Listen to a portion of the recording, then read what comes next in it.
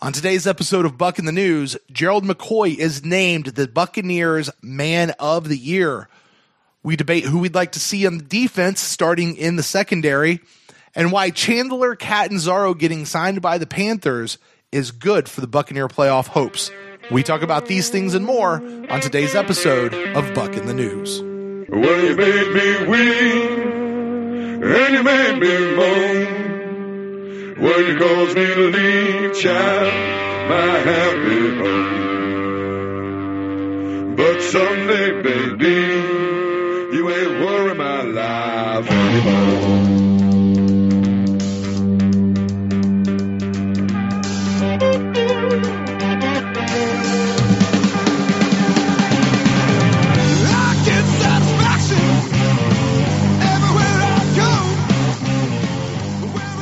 Welcome to the Pewtercast. This is our Buc in the News show for December 8th as we head into the Bucs versus Saints. This will be their second meeting this season and the second game of a division rivalry. Some people are calling this a revenge game, a rematch game, or maybe just a chance to prove that we're better than them this year.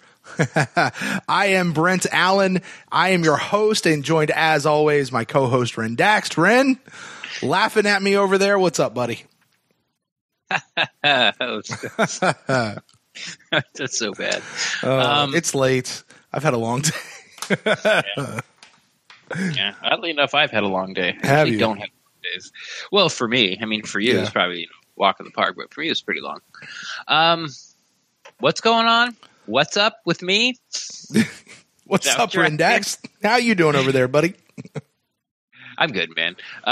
Excited about this game. Get to go to the game. Brent invited me.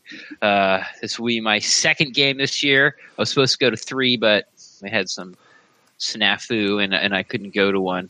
Man, I've missed you this year. You're like my partner last year going to these games, and this year it's not worked out as much. So I'm glad to have you back. You know, like your family and your friends are wanting to go now. So yeah. I know where I am in the pecking order, so my feelings aren't hurt. But with this storm, like they're saying it's like going to be like close to 70 degrees and then rainy and windy. So it's probably going to feel closer, you know, like in the mid 60s. Uh-huh. So I actually went and bought a rain suit. There you go. Now, see, I haven't told you this, and we'll do this live on air. It's fine because I'm not going to edit this out. I've actually got to we can make this decision later when we get there, but my plan is to not actually watch from inside the actual stadium. Like we'll be in the lounge area, but to get there early enough and get the seats by the glass and just be right behind the glass the entire time. They're fantastic seats. I've thought about that. I've always seen those people over there. I'm going to try to describe this a little bit for our listeners. If you're in the club, either side, you're on the west side, right? East side. East side. We're on the visitor side. So you go on the east side, you know, you go through this little atrium and then there's immediately escalators there. I think there's a restaurant down there too, but it takes you all the way up. Bar 76. It's awesome, by the way. Oh, is that down there? Yeah, it's brand new this year. Yeah. Yeah, 76 beers on tap. Yeah. Yeah, so you take escalators basically to the middle of the stadium. So there's no stairs. You just and then it dumps out in the club area, and you're still inside. And there's, you know, gosh, I don't know, like 10 food places. Oh yeah, easy. You know, yeah. There's a store in there, and then on either end is a really big seating area with, you know, a bunch of big screen TVs where they can sort of put on a couple of games, and then like say there's 8 of them or 9. We'll say there's 9, and they could do like, you know, 5 of them around the edge on different games, and then put those 4 into one, make them one big one, and so you can watch the Bucs game there. But up against the glass, sort of as you're walking out to, you know, actually go outside and go to your seats, there are tables and chairs. And every time I get there, I see those people, and I'm like, I wonder how early they have to get here to get those seats. Yeah. Because and they squat too. But they're good seats. Like you see the I field wouldn't move great. either. Yeah. Yeah, because there are also people there that will squat and sit at those tables and watch the big screen TV, which I don't understand that one. Because if I'm going to watch the game on TV, I'm not paying all that money to go sit in the stadium and watch the game because they're just watching it on TV. Like, I actually want to see what's happening live. But yeah, with the weather and stuff, you just may take advantage of this situation and just stay on the inside. But we'll see. When does the stadium open? I think the club gates open at about 10 o'clock, and I'll probably be there pretty close to then, I think. Yeah. So getting up at 6:30 and getting our tent. So now I already know. Let's bring this back to our fellow fans. I've already had a handful of people who've told me that they actually have tickets in the East Club this week. So listen, if you guys want to come hang out, my plan is to have a table, and you guys can come sit with us, and that's cool. But that's where I think we're going to be enjoying the game. But we'll be able to actually watch the game live. Pretty good view. We'll be able to see everything that's happening. But we'll be inside just due to weather, Ren. Really, just due to the weather. Huh. I'm a little torn. I know, because you want to be there in the stadium with the atmosphere and the energy and yelling for the team. And I want to see how my rain suit works. You listen, buddy. I will stay at that table if you want to walk out there and go. Just stand under the me and nobody else in the club. The club doesn't really fill up at 1 o'clock, when it's like 85. I can imagine how empty it's going to be, at 65 degrees and wet and rainy. Yeah, it's perfect Florida weather. This is what we're built for here in Florida. But hey, listen, the game's coming up, guys. It's going to be a fun game. But this is our Buck in the News show, and here's how this show works. Basically, we've spent the whole week already talking to you guys about the Panthers game. We're done with the Panthers game. We've moved on. You guys have moved on. It is now time to look forward to the future. We've also not really had a chance to talk about all the news and everything that's come out of One Buck Place. So this is the show that is designed for that purpose. And the way we do it, just to sort of give a little format to it, is we start by talking about the roster transactions. We see what any changes to the roster the team has made this week. And then we'll also take a look at the headlines that have come out. And Ren, I got to tell you, I've noticed as the season has gone on, the headlines seem to be getting thinner and thinner and thinner. But we'll make our way through that, and then we'll also take a look at the injury report as we turn towards the Saints game. We don't typically do a whole lot of predictions on this show, but we do like to do just some predictive inactives to see how close we can get it to that. We were wildly wrong about the ones from last week, so we'll see where we go. So, Ren, why don't we go ahead and jump right into it with the transactions? Let's do it. All right, Ren. Well, let's go ahead and talk about the transactions that have happened here around the Buccaneers. There's actually not been very many at all. These have mostly been practice squad guys, so guys that aren't going to see the field. Although we did re-sign Dare Ogunbowale. We released him last week. He cleared waivers. He is back with the team, so good for him. He's been around the team for quite a while. Just one of those guys you can pull up in case you need him. But outside of that, the only other thing we did was we released a guy I didn't even know was on the team. I don't remember talking about this guy at all this year. Ralph Webb, who was a running back, who was apparently on the practice squad, and we've signed to replace him, wide receiver KJ Brent, to the practice squad. So that's pretty much it. Yeah, I don't remember Webb at all. Yeah. And I didn't even, I guess, entertain to look up about KJ Brent. No, because our wide receiver core is just stacked. Yeah.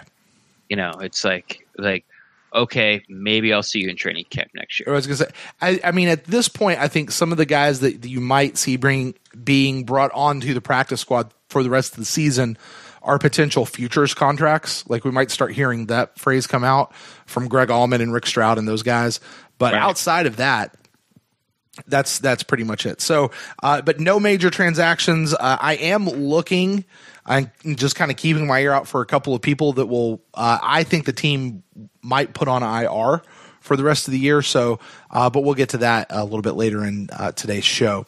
But after that, Ren, let's go ahead and talk about some of the headlines that have come out of One Buc Place. As I referenced at the top of the show, these headlines seem to be getting thinner and thinner as we go. But there is one bit of good one. Let's start on the positive side.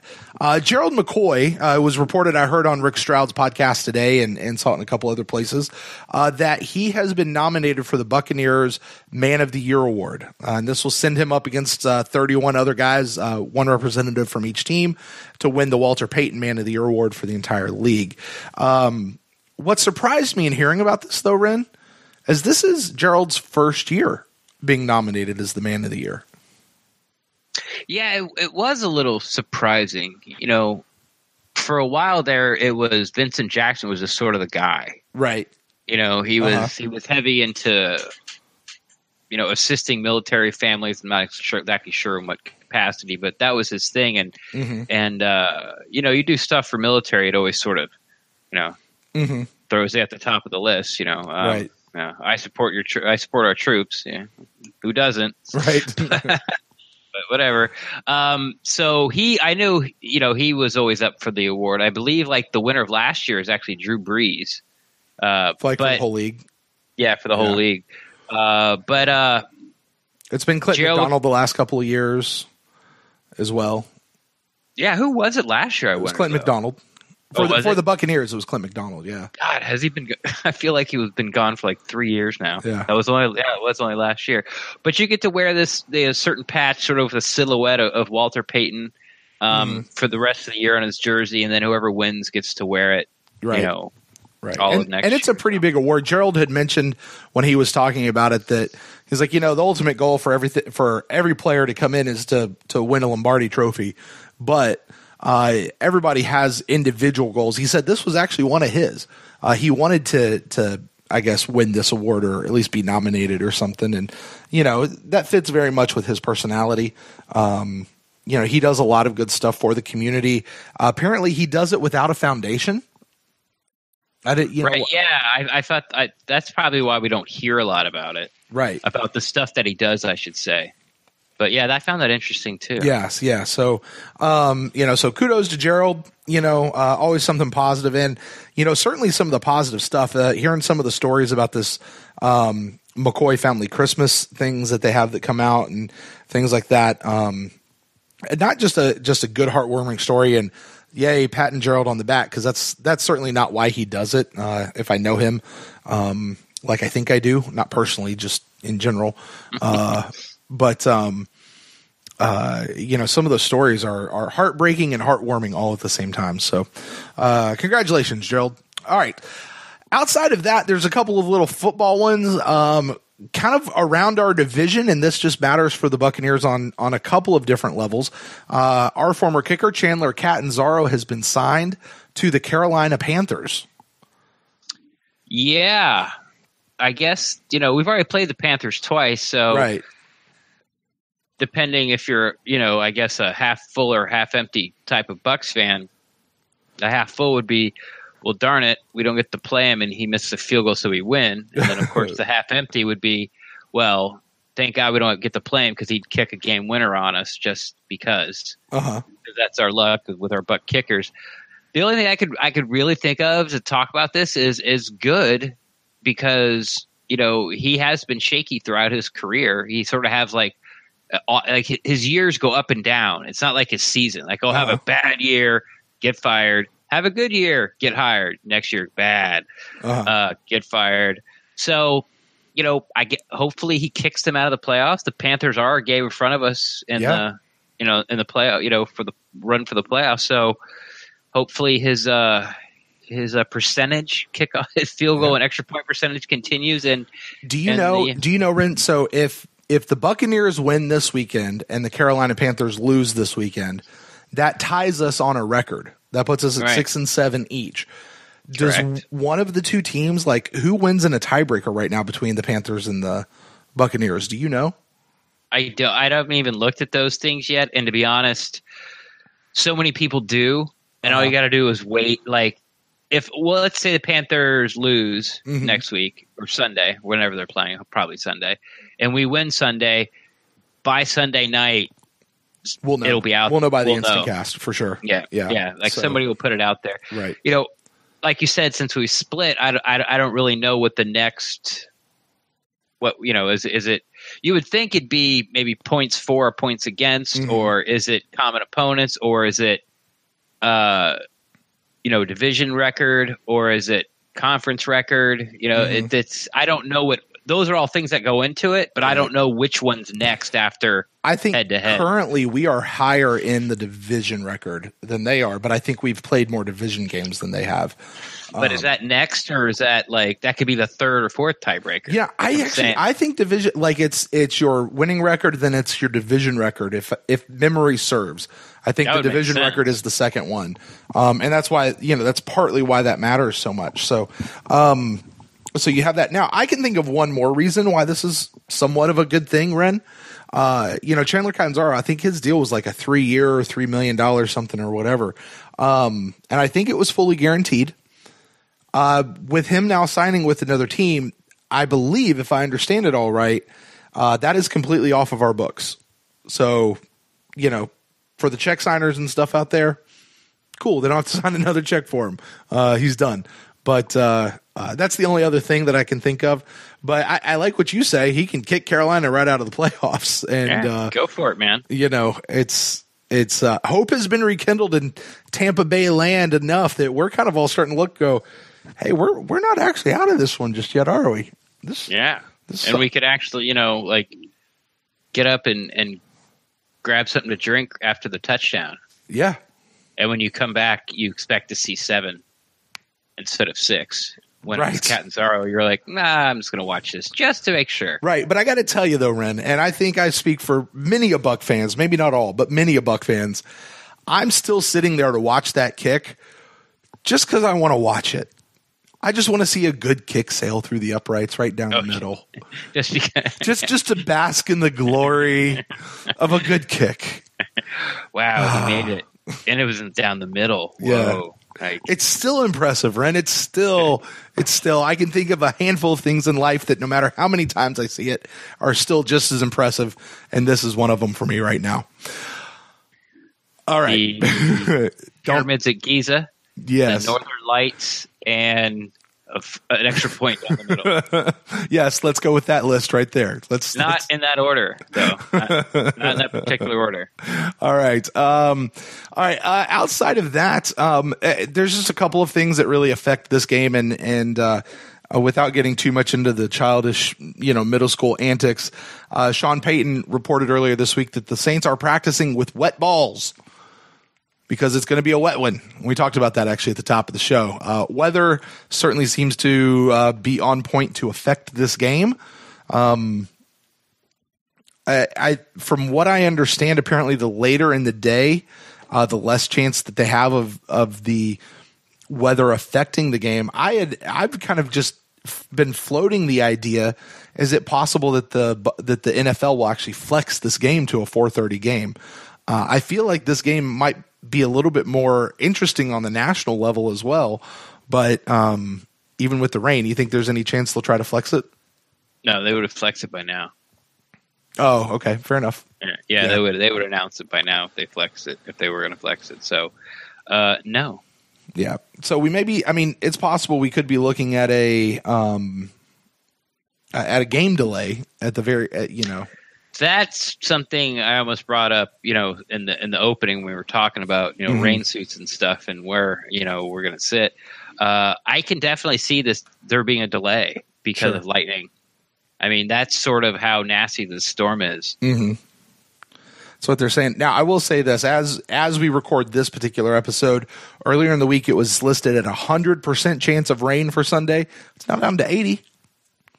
So a couple more days to go. See what happens. But something will happen. So anyway, now that said, also some of the players I saw, I don't exactly know where, maybe it was Bucs.com or something like that, are saying that this game is going to be a street fight. Mm-hmm. So Ren, why don't you look into your crystal ball? Tell me, how do you think this game's going to go? Is this going to be a shellacking one way or the other? Is this going to be a close one all the way through? How do you think this game's going to go? I've been asked this question a lot this week, oddly enough. apparently I'm sort of a local celebrity now, and people want to know my opinion on the Buccaneers. Ugh, feels good. It happens to the best of us. Once again, not sort of beat a dead horse. It's the weather. If it's as bad as some people are expecting, then it could be a low-scoring game. It could be another Cowboys-Saints game. 13-10, 17-10, something like that. 21-24. Something like we saw against the Panthers. But if the weather isn't bad, and the Saints do what the Saints do normally, which is put up 30+ points, then Jameis is going to have to take some more chances and try to convert those third down and not necessarily take those takedowns to sort of keep up with Saints and their offense and Drew Brees and Kamara and Thomas and Ingram and all those guys. So, it might be another high-scoring game. I don't think it's going to be 48-40, but, I wouldn't like 35-28, 31-33, something like that if the weather holds out. So, it's all going to depend on the weather. And then who knows, man? Like maybe it's just downpour rain and both teams put up 38 points anyway. Yeah. Because, if Brent Grimes plays, he's going to fall down like 3 times. Yeah, you're right. He probably will. Yeah, he will. So, man. That's probably 2 touchdowns, and then somebody gets tackled at the 1. So if Brent Grimes plays, there's 3 touchdowns right there. If it's raining and wet, because he's going to fall down. Right, but he is going to fall down. Like he is going to fall down. Yeah, I mean he is, and he's also going to play. I mean, almost assuredly he's going to play. And this is jumping the gun a little bit. He is listed as questionable. He was full participation all week. He's going to play, and Dirk Cutter reiterated even on his radio show earlier tonight that he doesn't believe that people lose their starting jobs due to injury. So, let's have this conversation. What would you rather see? Would you rather see our quote unquote best players trotted out there? So Brent Grimes and, if he's healthy, Carlton Davis, which he probably won't be, but do we want to see these guys, or do we want to see the guys who played last week? Yeah. That's the way I feel about it. I think if we get the same pressure that we did with the front 4 last week as we do this week, I think that's what really helped those back 4, the 2 safeties and corners. So and I have said this, a few times on the pod that I don't think Brent Grimes is having a bad year coverage wise. He has just about zero interest. Oh, he did look a little better in the San Francisco game, but before that he had zero interest in trying to make a tackle, setting the edge and turning the runner back inside and fighting through a block to at least get in the mix of zero, none, and didn't care at all. So if he's willing to stick his face in there like he did against the 49ers, then I want Brent Grimes out there. He's still our best cover guy, and if there is a sort of single one-on-one coverage guy that's going to make a pick in a game like this, it's going to be Brent Grimes. Even though we had 4 interceptions last week, it was, the last 2 for sure were for pressure. 1 was a tip. I can't really remember how the second one went. I believe that was Javian Elliott's. Yeah, it was a terrible throw. No, that was pressure too. I don't remember. Anyway, so if they can get the pressure on the front 4 like they did last week, then I would like to have Brent Grimes out there. But then if the big sloppy mess and whoever runs the ball is going to have the upper hand, whoever runs the ball better is going to have the upper hand, and Brent's going to be Brent, week 1 through 10. And I don't want Brent out there. So it's a mystery. Yeah. But I can understand those people that are saying, hey, let's just roll with the guys we had, because that was probably, I don't know if it was the best defensive performance, because it's not like Carolina didn't move the ball. Right. It's just when, it was a classic bend but don't break. Kind of when they got their back against the wall, they made plays. They made big plays. They made turnovers. Yeah, I mean, it was the same. It was a very similar Buccaneers defense that we've seen all year long, except they made turnovers and stopped the other team from scoring. Right? I mean, think about it. You give them those four drives back. Let's say they score on half of them. Right? Let's say they get 2 touchdowns. Maybe the other two's ended in punts. Potentially. We lose that game. But you see what I'm saying? No, I do see what you're saying, but that's that alternate universe thing, because then the Bucs would have played their offense totally different. You're fair enough. But my point being, is actually your point. It really wasn't that different of a defense, except for the fact that we got a couple of turnovers. So yeah, it wasn't a smothering defense. It was just really opportunistic. Right. Now, which is fine as well. What was different, though, and probably what caused some of those other things, is we're getting that pressure up front and that defensive line getting in their face. And we saw with the Cowboys game that the Saints played just a couple of weeks ago, you get in Drew Brees' face, you can throw him off. He is not invincible. As good as Drew Brees is, and by God, he is good. He is one of the best. And he has earned every accolade that he has ever received and ever will receive. He's earned them all, at least as far as football is concerned. He is not invincible. So, all right, Ren, well, with that, why don't we go ahead and flip over to the injury report and take a look at this. Over at the New Orleans side, they have a fairly light injury report. They have a couple of guys. They were all listed as full participation most of the week. They have one guy who is listed as out, Taron Armstead. He is a tackle. I believe he is their left tackle, and he is out. And apparently he's a pretty studly left tackle. That's what I hear. I don't know. Honestly, I don't follow the Saints offensive line enough to know. But this is a starter. This isn't one of their backups. Yes, that is true. Yeah. He's out, like you said, but their backup, Jermon, I don't really know how you say it, Bushrod, going for it. He's like, I guess he's sort of their version of Demir Dotson. Okay. He's actually made the Pro Bowl a couple times.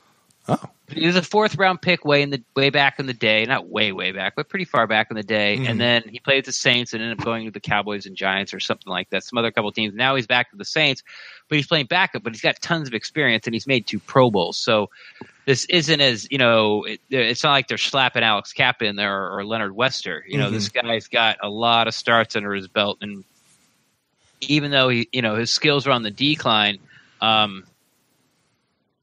he knows what he's doing. He's probably one of those guys that, on any given Sunday, he can be just as good as he ever was. Even though he's probably getting up there, right? Or he can just turn right into Gossard chairless for our eyes. Hopefully for this particular Sunday anyway, that's exactly what he does. So, yeah. All right. So that's the Saints team. Looking over here at the Buccaneers, we had several people. Gerald McCoy was in injury protocol, but he was full participation. He will go. Demir Dotson, Brent Grimes, Jason Pierre-Paul, MJ Stewart, all listed as questionable, which means they are likely to play. With the exception of JPP, they were all full participation at least by Friday. MJ Stewart was full participation the entire week, so he's been out the last couple of weeks. So it looks like he will be back as well. So I think we could probably count on our starting defensive backfield, at least the cornerbacks, probably count on what? Brent Grimes, MJ Stewart maybe in the slot, and who do you think, Ryan Smith or Devontae Harris? Who's on that other side? Yeah, I don't know. Yeah. I don't know. Yeah. I feel like I saw earlier this week on Twitter that somebody had listed Devontae Harris, who used to play for the Saints, as getting the start, talking about the revenge and whatever, and now he's coming in getting the start against the Saints. So, and I feel like that was like a Carmen Vitale or maybe even a Scott Smith or maybe even an official Buccaneers one. So it might be him as opposed to Ryan Smith, which I don't know. Who would you rather see between the two, Devontae Harris or Ryan Smith? Oh, God. That's hard. Ryan Smith has not played well since he's been a fourth or fifth round pick for the Buccaneers. Mm-hmm.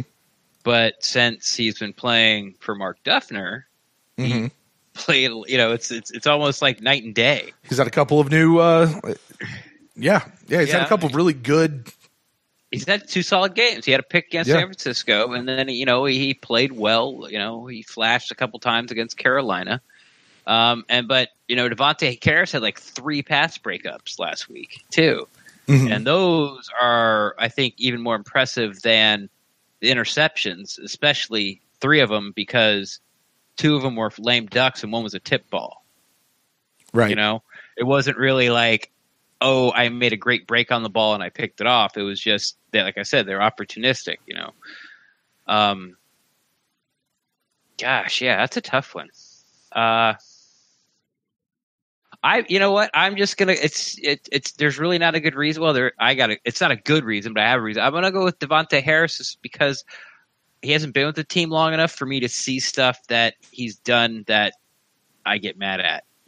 Like I hear Ryan Smith, and I still go back to the Minnesota game last year, and just watching that and going, oh my god, like this is not good. But so yeah. Not that it means anything. I'm going with Devontae Harris. All right. Final answer. There you go. Just to be different, I'll go with Ryan Smith. And I'll go with Ryan Smith actually because of these last couple of games we've seen where he's done something good.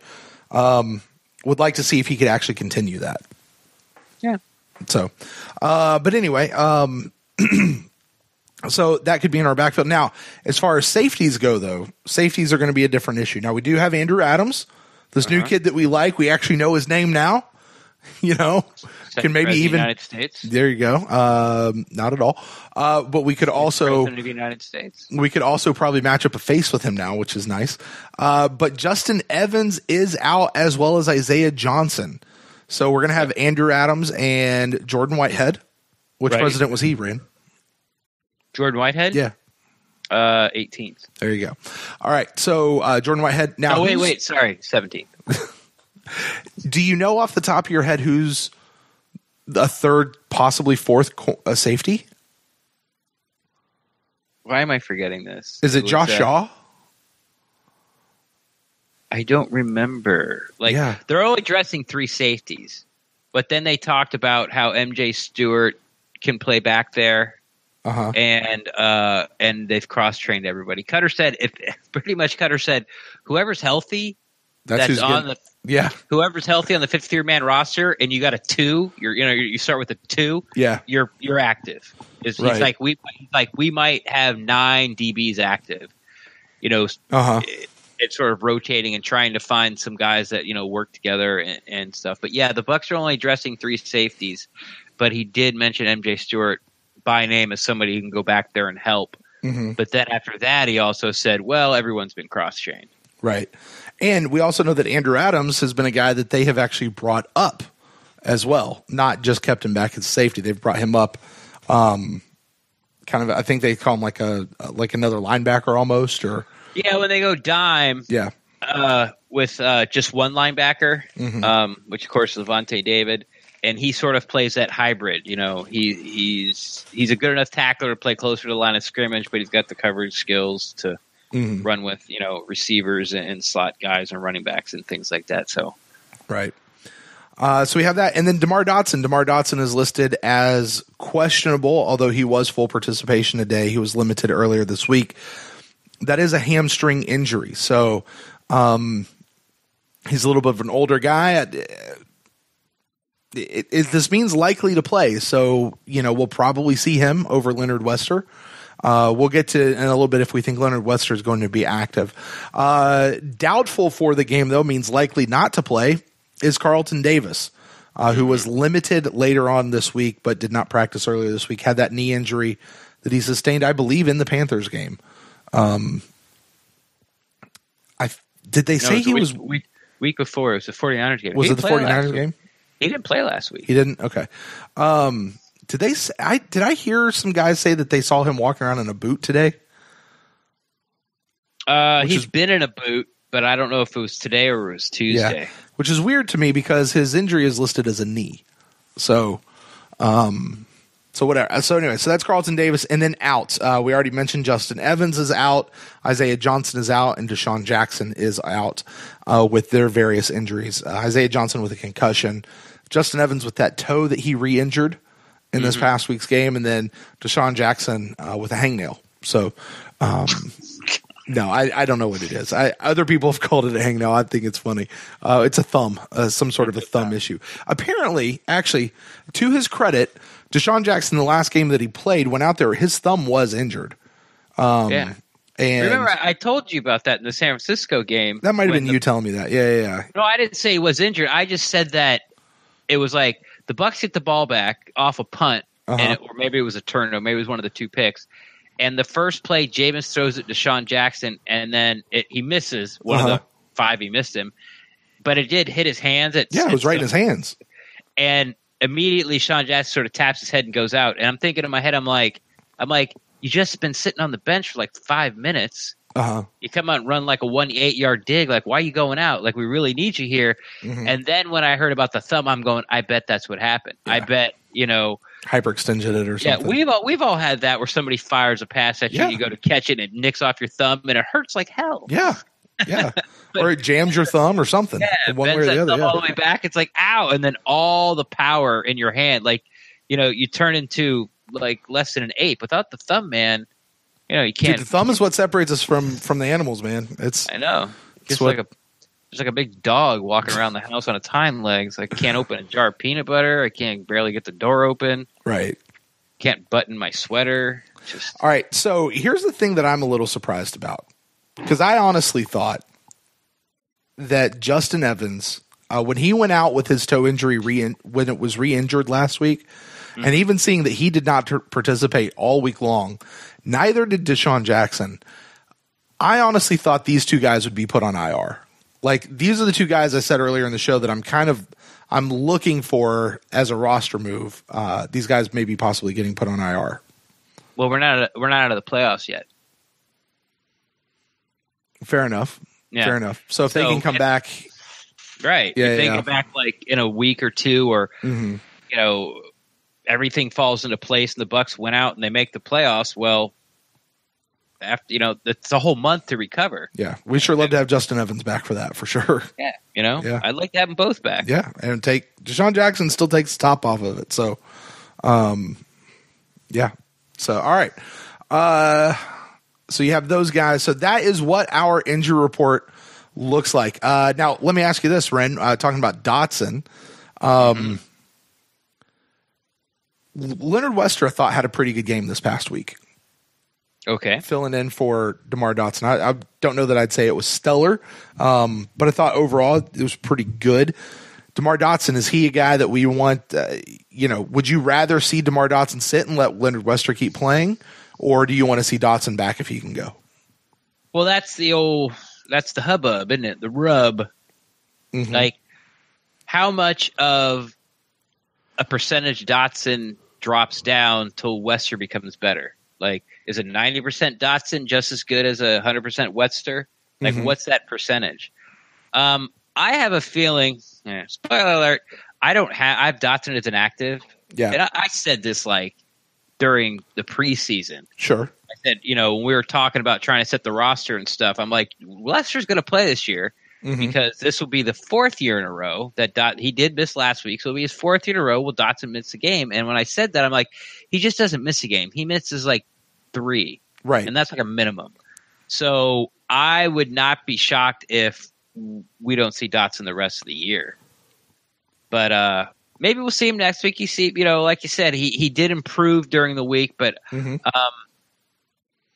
his injury is a hamstring injury. They're careful with those as they are in a young guy. But DeMar Dotson's no spring chicken. I think he is actually the oldest guy on the team right now. So, and he was never much of a runner anyway.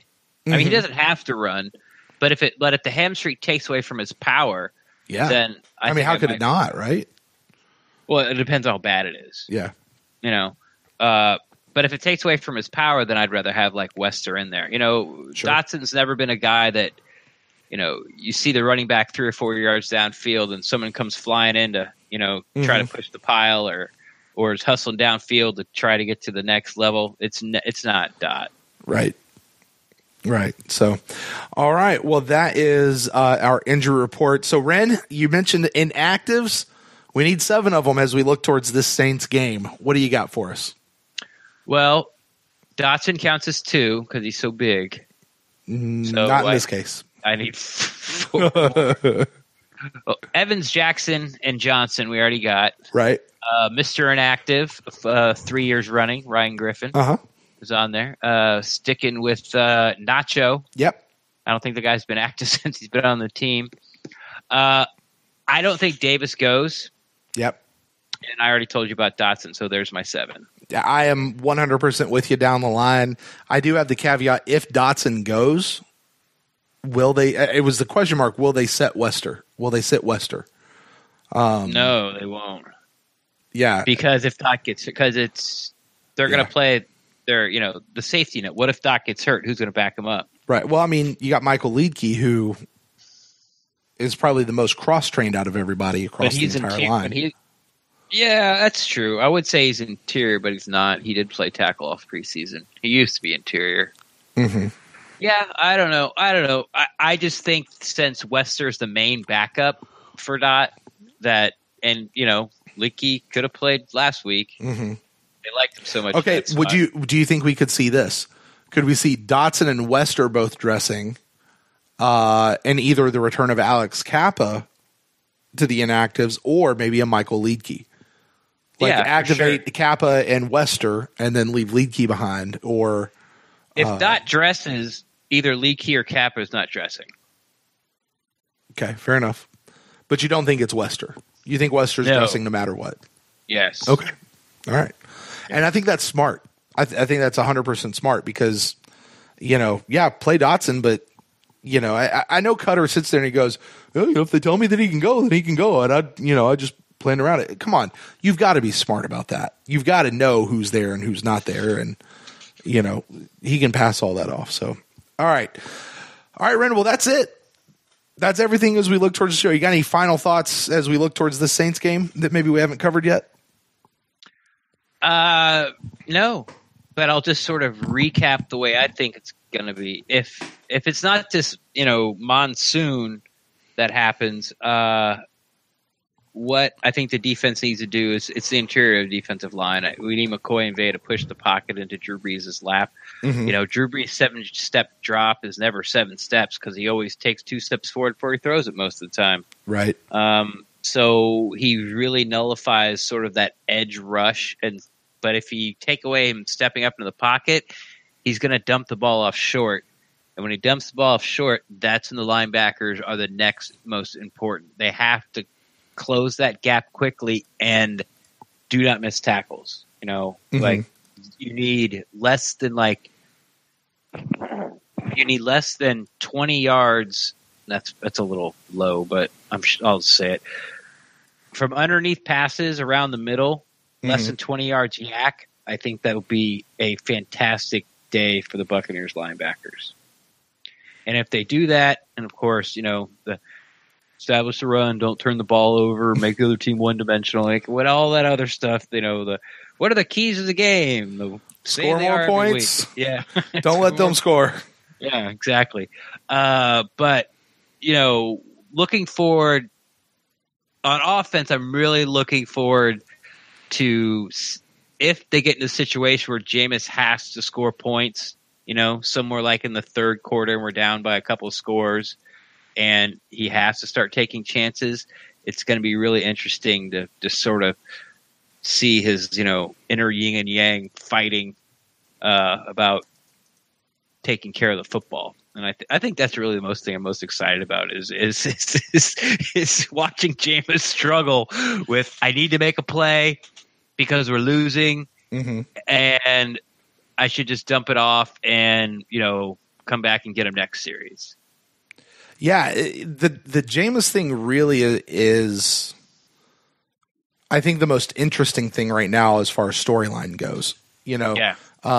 Will what we've seen continue? Or, will he will he revert back to normal Jameis? The big thing, Pfizer Jameis has never not had the lead. It's very true. It's very true. So, and does Jameis wear the visor if it's raining? Will he get little windshield wipers on his visor to clear the? That'd be funny. Anyway, these are the moments I think about quitting the pod. It's late. All right. But no, like will Jameis, what we've not seen from Jameis in the last couple of weeks is him having to play from behind. And he could play from behind this particular week. Like that's more than conceivable. So, I'm with you. I think that's probably the biggest thing. All right, Ren. Well, why don't we go ahead and get out of here for this week as we look towards the Saints. So why don't you tell the folks out there where they can find you on the internet? That's where to find me is on Twitter at Rendax, REN_DAXT. I'm always down to talk some Buccaneers football. But if you don't like tweeting or have a super secret Buccaneers question, you're always welcome to slide in my DMs and we'll talk Bucs football there as well. And if you guys want to get a hold of me, you can find me at Brent Allen Live across all the social medias. And you can find the show at The Pewtercast on Twitter and on Facebook, or shoot us an email to thepewtercast@gmail.com. The plan right now is to be back with you guys on Sunday night at 10 o'clock for the Instant Cast. However, rain delays and whatnot may change that. So stay tuned. Follow us on Twitter. We'll let you know up to the minute any changes that may happen. But for now, that plan is still 10 o'clock on Sunday night. You can join us at youtube.com/thepewtercast or over at mixler.com/thepewtercast. We will simulcast to both places, and you guys can join us as we talk about our instant reactions to the game. We'll also be taking your phone calls, so you guys definitely don't want to miss that. And until then, guys, we'll close the show out as always. Go Bucs. Shiver my timbers, shiver my soul, yo-ho-hee-ho. There are men whose hearts are as black as coal, yo-ho-hee-ho. And they sailed their ship across the ocean blue, a bloodthirsty captain and a cutthroat crew. It's as dark a tale as was ever told of the lust for treasure and the love of gold. Shiver my timbers, shiver my sides, yo-ho-hee-ho. There are hungers as strong as the wind and tides, yo-ho-hee-ho. And those Buccaneers drowned their sins in rum. The devil himself would have to call and scum. Every man on board would have killed his mate for a bag of guineas or a piece of it. A piece of it. A piece of it. 9, 6, 7, 8. Hula waka, something not right. Many wicked hickey things gonna happen tonight. Hula waka, sailor man beware. Rainy money in the ground, there's murder in the air. Murder in the air. One more time now. Shiver my timbers, shiver my bones. Yo-ho-hee-ho. There are secrets that sleep with old Davy Jones. Yo-ho-hee-ho. When the mainsail set and the anchors weigh, there's no turning back from any course that's laid. And when I'd rather sail the sea, you can bet your boots will be treachery.